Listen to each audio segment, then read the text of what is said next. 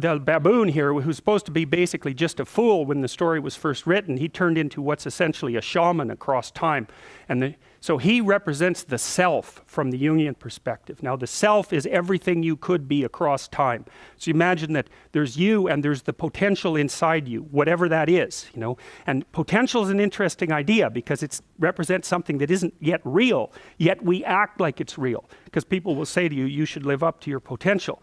And that potential is partly what you could be if you interacted with the world in a manner that would gain you the most information. Right? Because you build yourself out of the information in the Piagetian sense.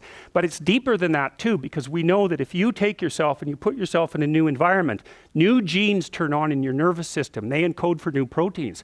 And so you're full of biological potential that won't be realized unless you move yourself around in the world into different challenging circumstances, and that'll turn on different circuits. So it's not merely that you're incorporating information from the outside world in the constructivist sense. It's that by exposing yourself to different environments, you put different physiological demands on yourself all the way down to the genetic level, and that manifests new elements of you. And so one of the things that happens to people, and this is a very common cultural notion, is that you should go on a pilgrimage at some point to somewhere central, and that would be, say, like the rock in the Pride Rock in The Lion King, because you take yourself out of your dopey little village, and that's just the little bounded you that everyone knows and that isn't very expanded, and then you go somewhere dark and dangerous to the central place, and while you do that, you have adventures, and they toughen you and pull more out of you, like partly because you're becoming informed, which means information. It means you're becoming more organized at every level of analysis, but there's also more of you too. And so that's a very classic idea. And then in cathedrals in Europe, especially at Chartres, there's a big maze on the floor, a circular maze, which is a symbolic representation of the pilgrimage for people who couldn't do it. And so it's a huge circle divided into quadrants, which is a Jungian mandala.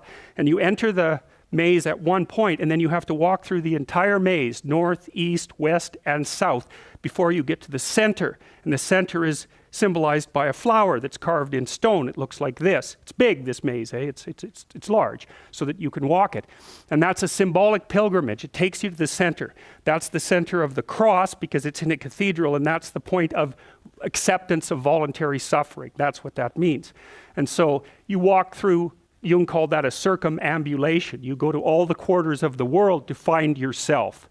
And so, well, the self is the baboon in this particular, I think he's a mandrill actually, in this particular representation. And he lives in the tree. He lives in the tree of life. It's a baobab tree in this particular. So he's the spirit that inhabits the tree of life. And he's the eternal wise man. That's a way of thinking. So is the king, but he's sort of a superordinate king or an outside king in some sense. He's the repository of ancient wisdom, and the king is the manner in which that wisdom is currently being acted out in the world.